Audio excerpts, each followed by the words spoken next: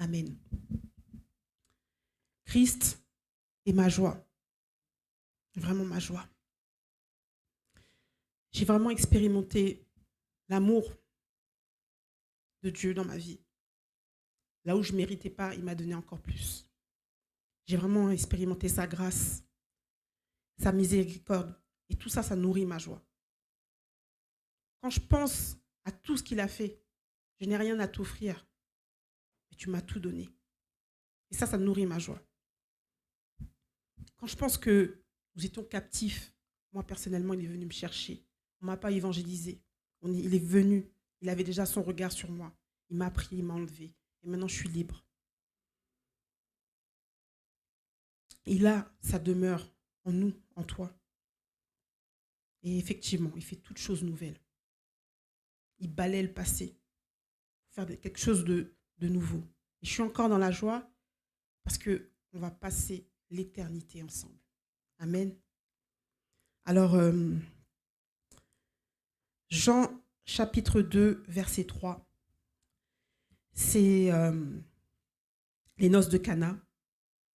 Et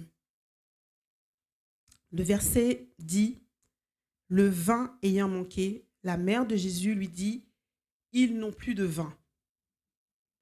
C'est un petit peu comme l'humanité qui est à la recherche de la joie, qui est à la recherche du bonheur.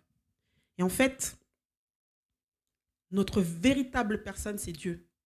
Et les individus sont toujours à la recherche de qui ils sont vraiment. Ils vont prendre des alternatives, vont prendre des solutions par eux-mêmes. Et en fait, ces solutions sont vaines. Elles sont vaines. On va aller prendre des substances, peut-être aller voir un marabout, peut-être aller avoir plus de conquêtes. On va chercher des choses. Mais ces solutions sont vaines. Cette joie, elle est partielle, elle n'est pas totale. Et parfois, dans ces solutions-là, la joie qu'on croit trouver par nous-mêmes peut se transformer en tristesse. Parce que le diable, en fait, il peut te donner des choses pour te voir tout perdre. Mais Dieu merci. Dieu, il a le regard sur vos vies. Il use de miséricorde. Et ça, il peut tout balayer. Il peut tout transformer. Si vraiment on revient à la source, on a parlé de la source. Parce qu'on veut être joyeux, mais comment peut-on être joyeux si on n'est pas connecté à la source? Ce sera vain. Voilà, on l'a dit tout à l'heure, je suis le cep, vous êtes les sarments. Celui qui demeure en moi et en qui je demeure porte beaucoup de fruits, car sans moi, vous ne pouvez rien faire. Jésus est la source. Jésus est ta joie. Et moi, j'aime bien revenir au basique. J'aime bien dire combien Jésus est Dieu. Parce que parfois, on dit Dieu, mais Jésus est Dieu. Si on revient vraiment au basique, à la base, dans le jardin d'Éden, on était constamment dans la joie de Dieu, constamment dans sa présence, constamment dans son amour. Et on n'avait pas de notion de tristesse, de colère, on n'avait pas ces notions-là. Et Dieu est celui qui donne les meilleurs conseils. Et en fait, il nous a interdit de toucher le fruit de la connaissance du bien et du mal. Mais on a fait nos solutions par nous-mêmes. Voilà. Et c'est passé ce qui s'est passé, on a été déconnectés. On a été déconnectés. On a voulu gérer les choses par nous-mêmes. Et par ce choix, parce qu'il nous a donné le libre arbitre, par ce choix, le mal est rentré dans notre cœur. On a eu cette connaissance du bien et du mal. Et en fait, ce qui se passe dans notre vie, les difficultés qu'on rencontre, eh bien, Dieu n'est pas responsable.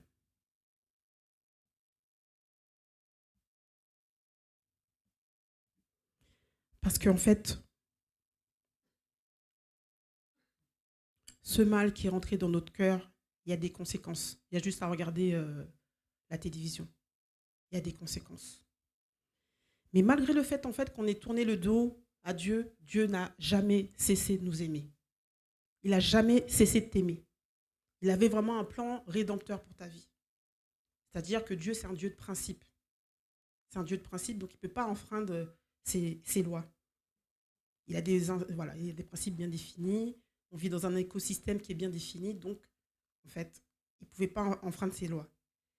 Il avait vraiment un plan pour amener l'humanité au salut et se réconcilier avec sa création.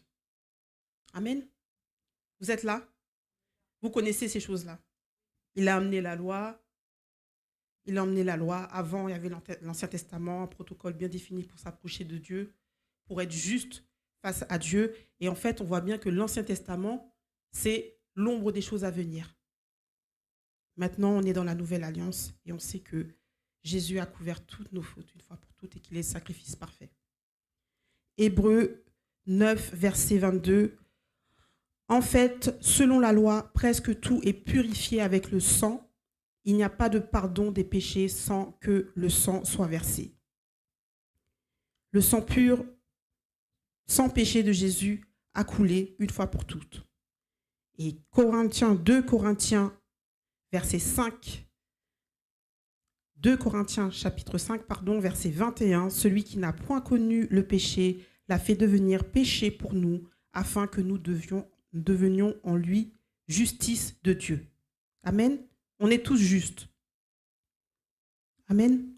Donc, Dieu est esprit.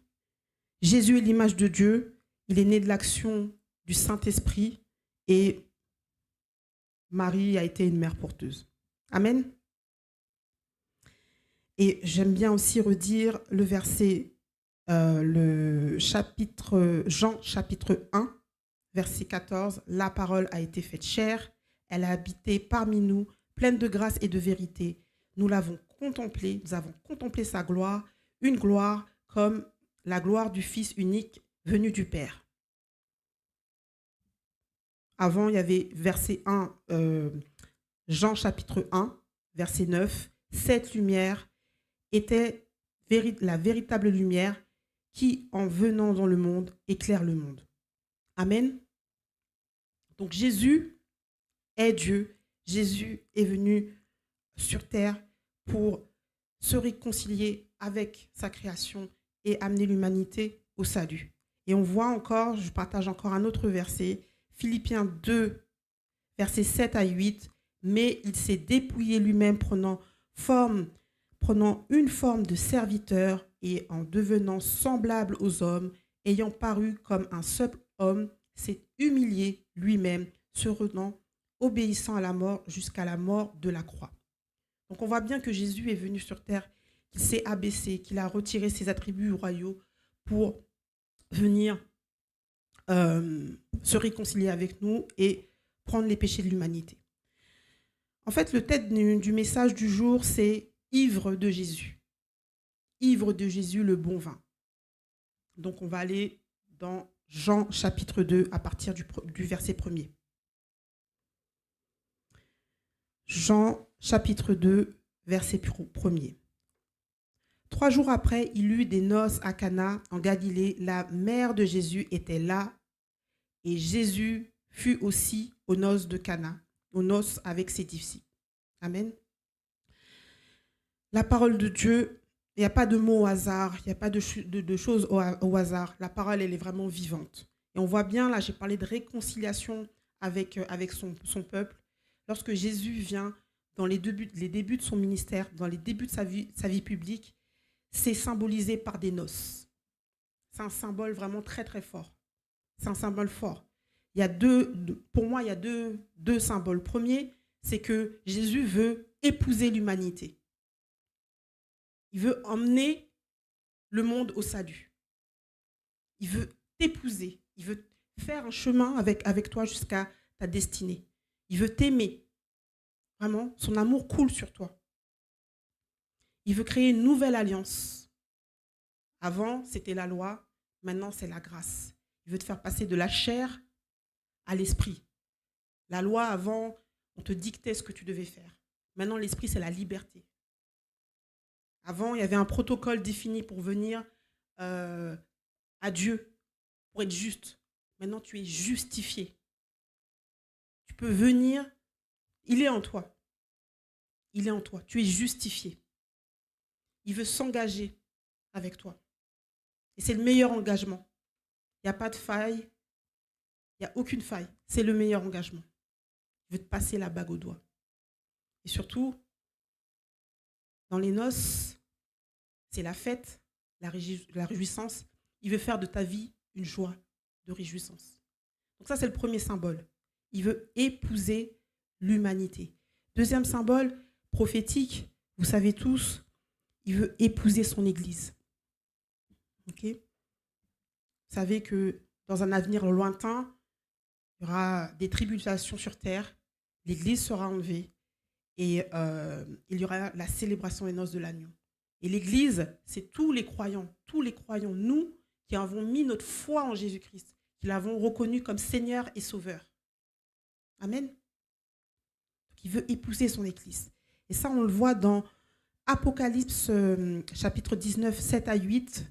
Réjouissons-nous, soyons dans l'allégresse et donnons-lui la gloire, car les noces de l'agneau sont venues et son épouse s'est préparée.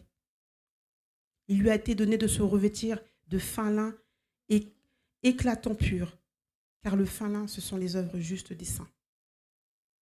Donc, nous sommes dans un temps de préparation. Les fiançailles. Mais en attendant, nous vivons sur terre. Voilà. Nous vivons sur terre.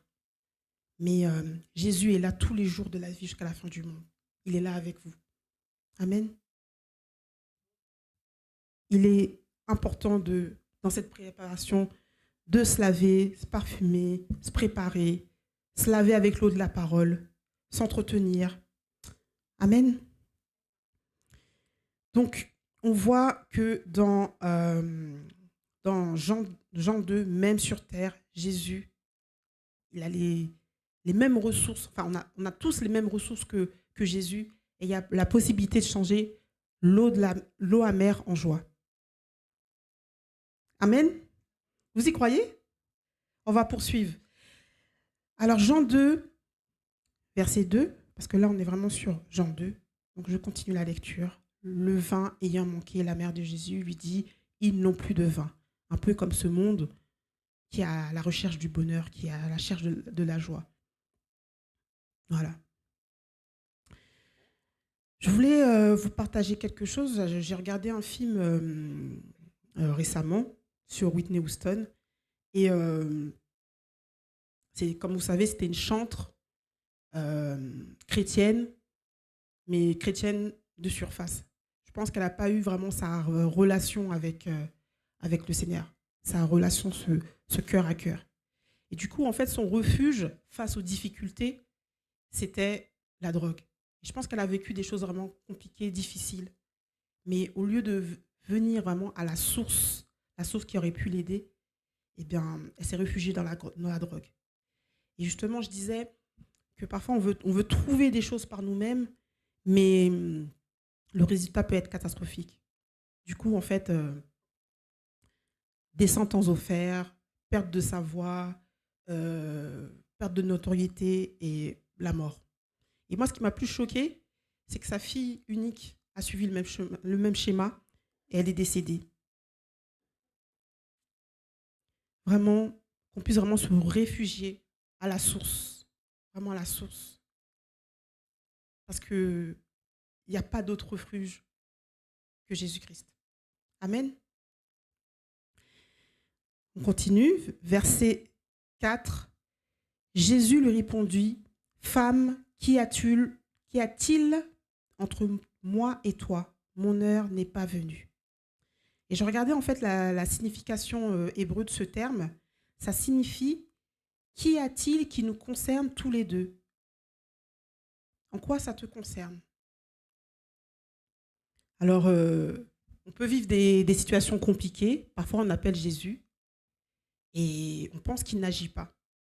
Mais Jésus, il agit en son temps, dans son calendrier divin.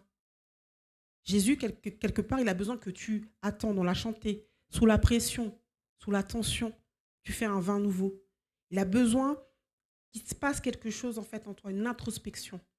Il y a quelque chose qui puise en toi. Il y a un shift qui se fait dans cette attente. Amen. Vous êtes là? Vous voulez participer aux noces de l'agneau? Est-ce que ça vous réjouit le fait que Jésus veut épouser l'humanité? En tout cas, moi, ça fait quelque chose en moi. Ça m'a ça m'a ça m'a fait prendre conscience combien je l'aime encore plus. Amen. Donc on a besoin de faire confiance à Jésus. On a besoin de cultiver une relation avec Jésus. On a besoin d'expérimenter une connaissance de qui il est.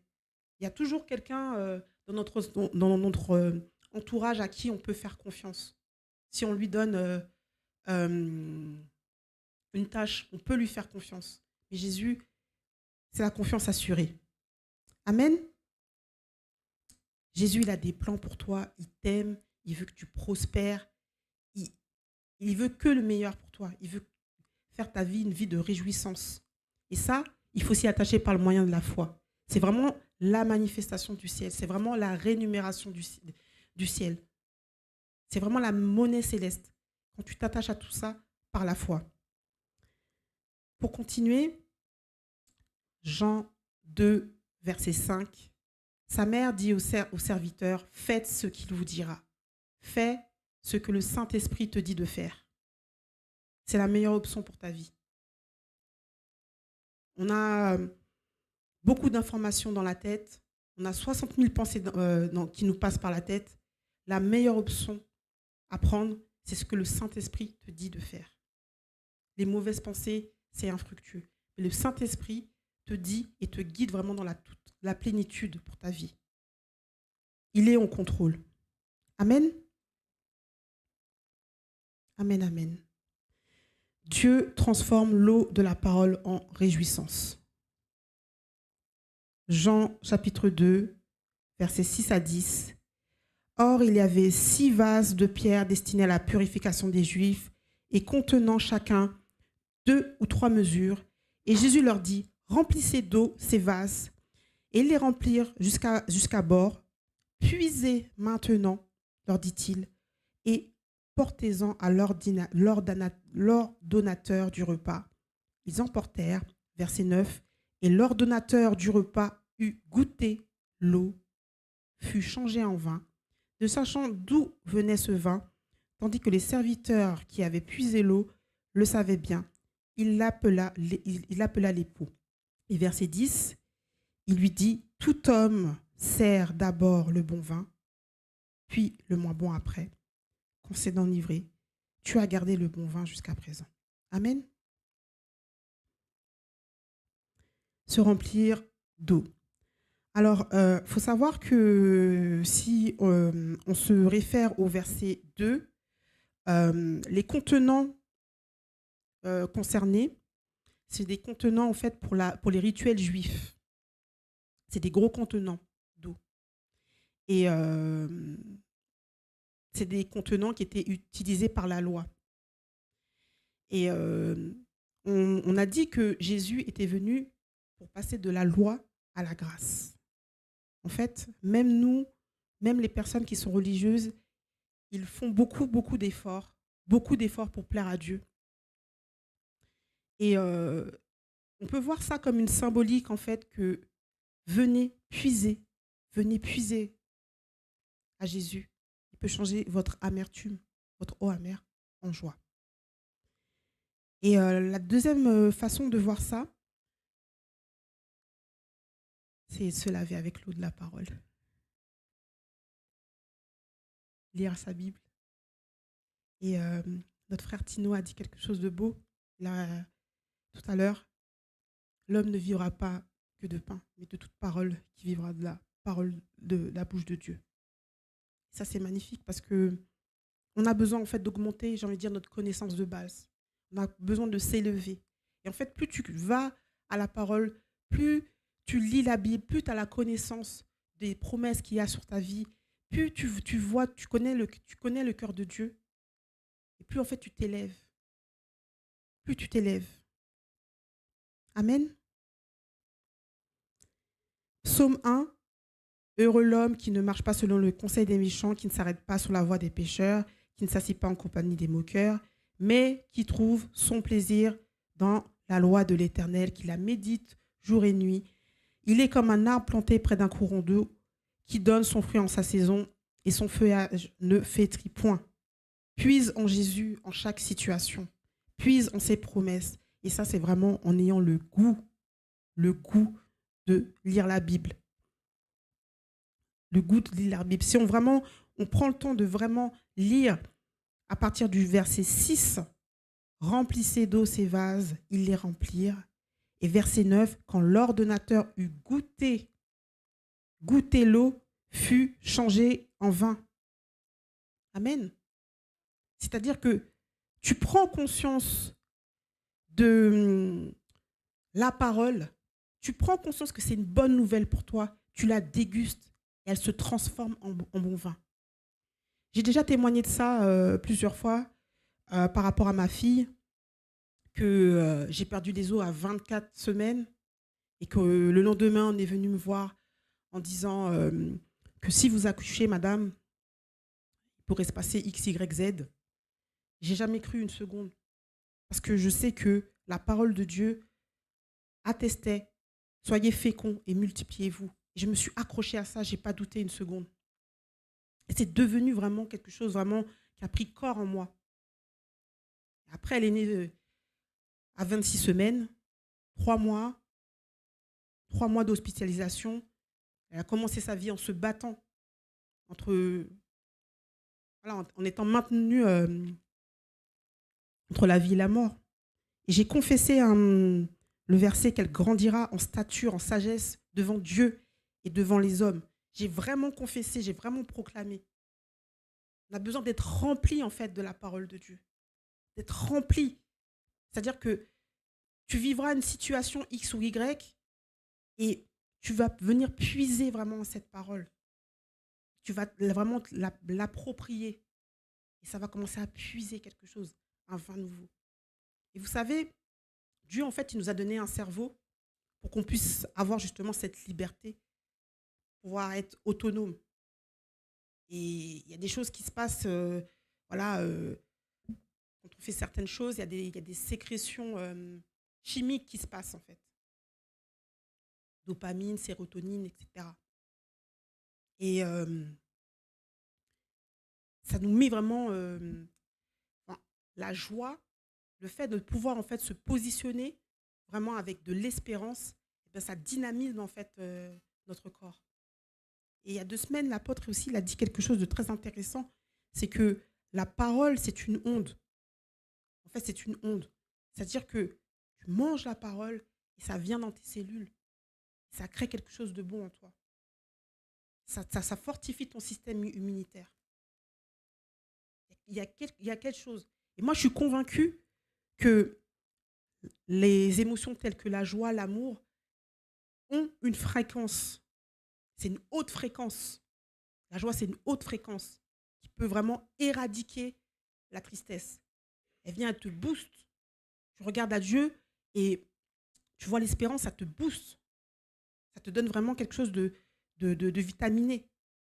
Et vraiment, on a vraiment besoin d'être connecté. La parole dit dans Proverbes, chapitre 17, verset 22, « Un cœur joyeux est un bon remède, mais un esprit abattu dessèche les eaux. » Un cœur attaché à Jésus est un bon remède.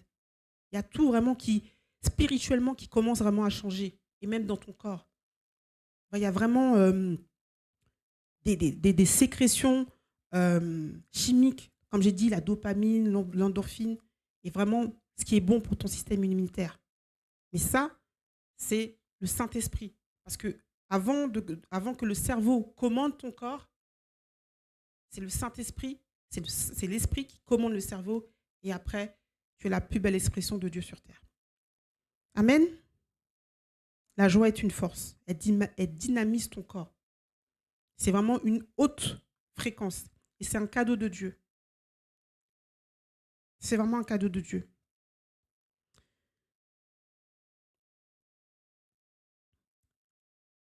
Il y a quelque chose, en fait, que j'ai fait quand je témoignais de ma fille. C'est qu'elle est restée 3 mois. Et on est resté attaché, enraciné à Jésus. on a eu l'espérance. Je pense à l'apôtre Paul qui, qui était en prison, qui a écrit ses plus belles épîtres en prison, dans des conditions voilà, de prison. Mais en fait, il était juste en prison. Dans sa tête, il n'était pas en prison. Il était libre. Il voyait Jésus. Il était enraciné en Jésus. Et j'ai un verset vraiment, pour finir, qui est dans Proverbes, chapitre 31, verset 25. Elle est revêtue de force, elle se rit de l'avenir. Il y a une espérance dans l'avenir. Je ne sais pas comment tu vois ton avenir. Avec Jésus, bien sûr. On a chanté un chant magnifique la semaine dernière. Je suis l'enfant d'un grand Dieu. L'enfant d'un grand Dieu. Il est à mes côtés. Je suis l'enfant d'un grand Dieu. Comment tu vois le Seigneur? Grand comment? Grand dans quelle dimension?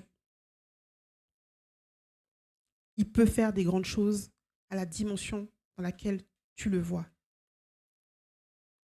Pour ça, tu as besoin de te revêtir de force. Commencer à rire. Pas rire bêtement, mais voir vraiment qu'il a une prophétie sur sa vie, que tu peux guérir. Et comme pour ma fille, franchement, je voyais, même si elle avait des trucs là branchés,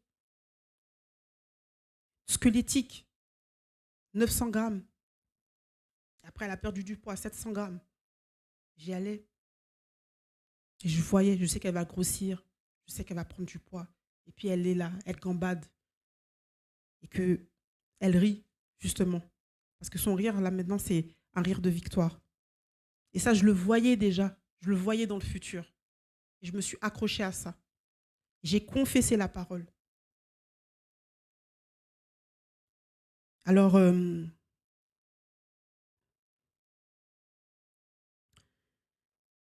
il y a quelque chose d'important.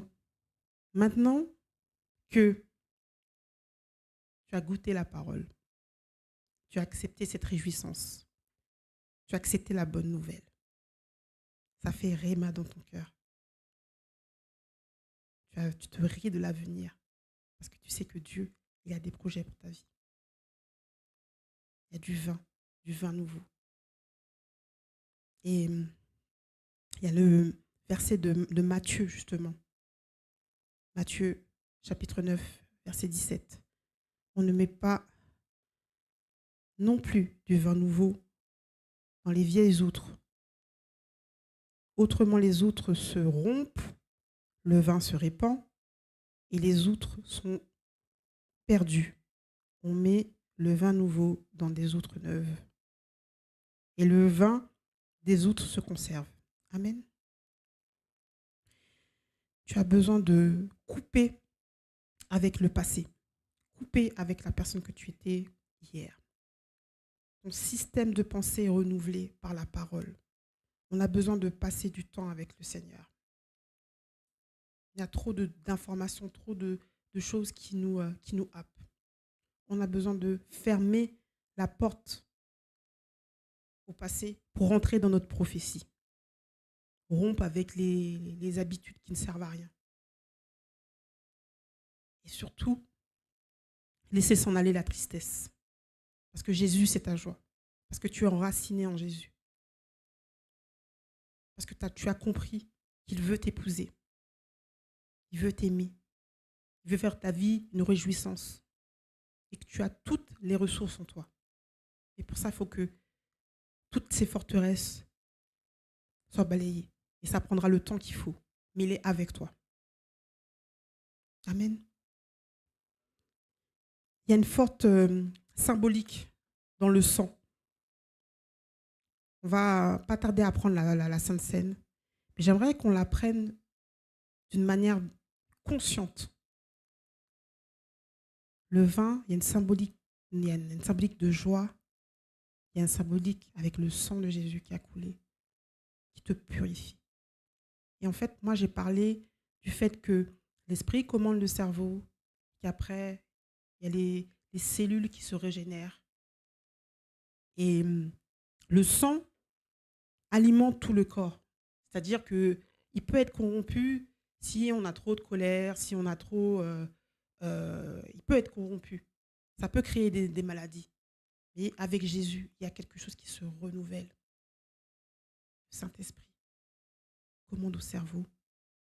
Et toutes ces substances qui font du bien au corps commencent à faire du bien à ton système immunitaire. Et le sang est purifié. Donc, j'aimerais vraiment qu'on prenne cette sainte scène vraiment de manière consciente. Tu fais quelque chose de nouveau dans ma vie. Je me renouvelle en toi. Amen.